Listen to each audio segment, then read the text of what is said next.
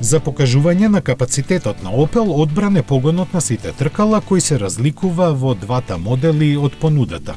Кај Insignia погонот на сите тркала користи систем со двојна спојка без диференцијал подпомогнат од систем за векторирање. Вртежниот момент оди на едно или на двете задни тркала независно, овозможувајќи можност за векторирање на вртежниот момент низ целиот опсек на перформанси на автомобилот. При свиоци поголемиот вртежен момент оди на надворешното задно тркало. Opel Insignia со 174 и 230 конски сили со погон на сите тркала стандардно доаѓа со мехатронска адаптивна суспензија FlexRide, која ги прилагодува амортизерите и управувањето во делови од секундата.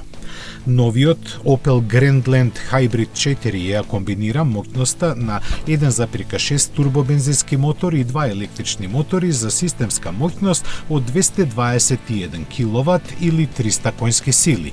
Електричната единица се состои од 2 електрични мотори по еден на предната и задната оска.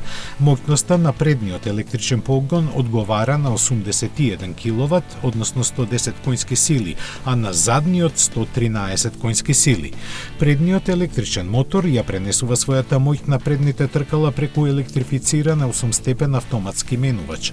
Вториот електромотор и диференцијалот се интегрирани во задната оска, што го претвора Grandland Hybrid 4 во возило со погон на сите тркала со оптимална влечна сила. На ова се додаваат и 4 различни режими на возење кои овозможуваат брзо адаптирање на секаква подлога.